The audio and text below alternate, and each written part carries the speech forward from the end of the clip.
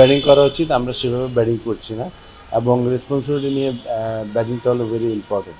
আপনি শ্রীলঙ্কার দেখেন, ওদের নাম্বার 3 ব্যাটসম্যান মেন্ডিস যে 100 করলো, একজন বাকিরা কিন্তু আপনার কিছু রান করে আপনার 290-র কাছাকাছি, 270, 285 করলো। সো আপনাকে মানে লং ইনিংস খেলতেই হবে। আপনার আর্লি 1, 2, 3, 4 এই 4টা ব্যাটসম্যান থেকে যদি একজন যদি আপনার লম্বা ইনিংস খেলে, তাহলে টিম কিন্তু আপনার রান করবে। সো নর্মাল ক্রিকেট খেলছে না।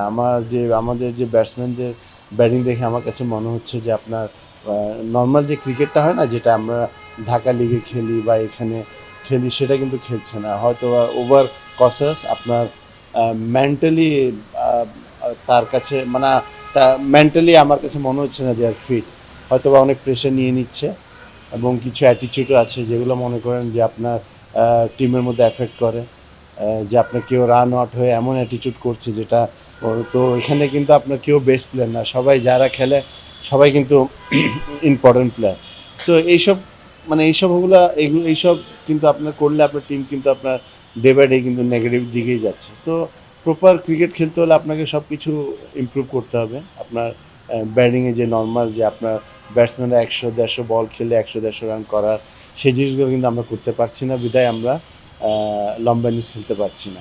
আমরা আগে ব্যাটিং করলাম সেকেন্ড ম্যাচটা, জাস্ট নর্মাল ক্রিকেট খেলেছে আপনার 50 ওভার ব্যাটিং করলাম, আমাদের রান আপনার 246-এর মতো হয়েছে। সো নর্মাল ক্রিকেটই তো আমরা খেলতে পারছি না। আর এই লেভেলে এসে যদি এই সমস্যাগুলো হয়, তাহলে তো আপনি অনেক পিছিয়ে যাবেন। 2 বছর থেকে আমি দেখছি যে আপনার ব্যাটসম্যানের বিরাট সমস্যা। সো এখান থেকে তো আপনাকে বের হতেই হবে, আদারওয়াইজ আপনি পারফর্ম করতে পারবেন না। প্রেশারে পড়বেন, সব কিছু নেগেটিভ হবে। ভালো ফিল্ডিং করতে পারবেন না, ভালো বোলিং করতে পারবেন না যদি আপনি প্রেশারে থাকেন। সো এই জিনিস থেকে উঠে আসতেই হবে আমাদেরকে। না, মনে করেন আমি তো আর ড্রেসিং রুমের খবর জানি না, বাট অ্যাজ এ ক্রিকেট যে এক্সপিরিয়েন্স আমার আছে, দূর থেকে খেলা দেখে যেটা আমার কাছে মনে হচ্ছে যে প্লেয়াররা আপনার অতিরিক্ত প্রেশারে থাকে।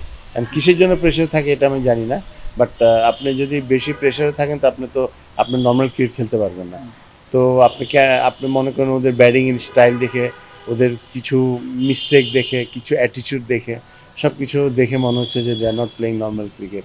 এটা আমাদের তো দেশীয় কোচ, আমরা মানে ক্রিকেট বোর্ড তো ডেফিনেটলি আপনার ভালোর জন্য, আপনার সালাউদ্দিনের রেপুটেশন ভালো, বাট এখন যেহেতু ব্যাটিং খারাপ করছে, আপনার দোষ তো সবাইকে নিতে হবে, ইভেন আমাদেরও এটা আমরাও মেনে নিচ্ছি। বাট খারাপ লাগছে যে এইসব স্টেজে এই ধরনের মিস্টেকগুলো নর্মালি অন্য দলগুলো করে না, যেগুলো আমরা করছি। তো এগুলো যত কম করতে পারবে ততই ভালো হবে।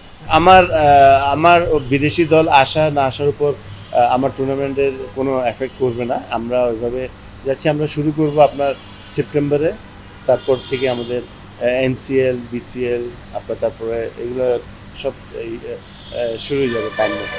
আমরা যেহেতু একবার প্ল্যান করেছিলাম বিসিএল করব, কিন্তু যেহেতু প্লেয়ারদেরকে একটা মানে অপরচুনিটি দেওয়ার জন্য আমাদের আপনার এনসিএল যে T20 আছে সেটা আমরা আগে করব, যেহেতু ওটার পরপরই কিন্তু আপনার ড্রাফট হবে বিপিএলে। সো এই অপরচুনিটিটা আমরা প্লেয়ারদেরকে দিতে চাই, সেটা নিয়ে আজকে মিটিং হয়েছিল।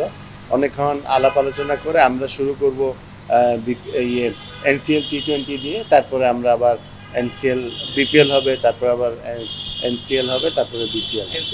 না না না, ডেফিনেটলি আপনি যদি পারফর্ম না করেন তাহলে তো আপনার এফেক্ট করবেই। এটা এখন না হোক, পরে হোক, কারণ আপনার একটা দেশে কিন্তু আইকন ইজ ভেরি ইম্পর্টেন্ট। ফুটবলে হামজা আসছে, ফুটবলে কিন্তু অনেকটা আগের তুলনায় কিন্তু অনেক মানে পপুলারিটি বেড়েছে, আপনার ইন্টারেস্ট বেড়েছে পাবলিক দিয়ে। যেমন আমার বাসায় আমার মেয়েও গেছে খেলা দেখতে।